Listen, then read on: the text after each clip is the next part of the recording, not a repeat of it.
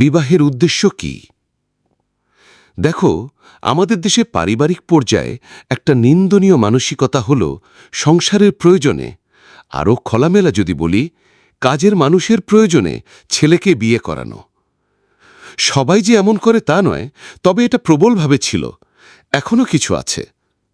আমি নিজে সাক্ষী। আমার একজন মহতারাম তার মেয়েকে বিয়ে দিলেন। বিয়ে হওয়া মাত্র ছেলের বাবা সমর্থি ধারণ করে বলতে লাগলেন, আর দেরি করা যাবে না, তাড়াতাড়ি মেয়ে বিদায় করেন। মেয়ের মাও বাবা তো হতবাক। মেয়ে বিদায় হল। শ্বশুরবাড়িতে রাত পোহালো, আর পুত্রবধূর সামনে কাপড়ের স্তূপ নিক্ষেপ করে শাশুড়ি আদেশ করলেন, কাপড়ে সাবান লাগাও, দেখি মায়ের বাড়ি থেকে কেমন কাজ শিখে এসেছ। আমার এক ছাত্রের কথা। বিয়ের প্রয়োজন কেন? কারণ মা বাবার খেদমত করার কেউ নেই। এটা কিন্তু বিবাহের উদ্দেশ্য বা মাকসাদ হতে পারে না। মা বাবার খেদমত মূলত তোমার দায়িত্ব। এখন সে যদি স্বতঃস্ফূর্তভাবে তোমার সাথে এতে শরিক হয়, তবে সেটা তোমাদের উভয়ের জন্য সৌভাগ্যের কারণ হতে পারে। দেখো, আল্লাহ চাহে তো অচিরেই আমাদেরও ঘরে পুত্রবধূ আসবে। আমরা আমাদের না দেখা সেই ছোট্ট মেয়েটির প্রতীক্ষায় আছি। কিন্তু আমি আমার পুত্রকে অবশ্যই বলবো, বিবাহের উদ্দেশ্য মা বাবার খেদমত করা হতে পারে না। আমি দোয়া করি তোমার মা বাবা তোমার যেমন, তেমনি তোমার স্ত্রীরও যেন মেহেরবান মা বাবা হতে পারেন। আমার দুই মেয়ের শ্বশুর দুজনেই এখন জান্নাতবাসী, ইনশাল্লাহ।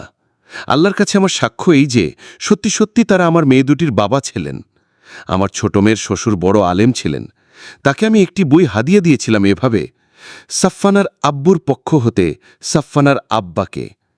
তিনি খুশি হয়ে অনেক দোয়া করেছিলেন আর বলেছিলেন, আপনি তো এই ছোট্ট একটি বাক্যে সম্পর্কের মহামূল্যবান এক দর্শন তুলে ধরেছেন।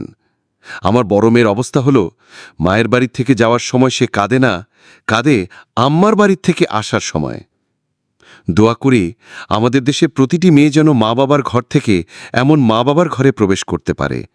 আর তুমি দোয়া করো আমরা দুজন যেন আমাদের অনাগত মেয়েটির জন্য তেমন মা বাবাই হতে পারি। তো বলছিলাম বিবাহের উদ্দেশ্যের কথা। বৈধ উপায়ে স্ত্রী পরিচয় কাউকে ভোগ করা, এটাও বিবাহের উদ্দেশ্য বা মাকসাদ হতে পারে না। স্বামী স্ত্রী পরস্পরকে বলা হয় শরিকে হায়াত, জীবনসঙ্গী এবং জীবনসঙ্গিনী। বস্তুত এই শব্দটির মধ্যেই দাম্পত্য জীবনের সুমহান উদ্দেশ্যটি নিহিত রয়েছে।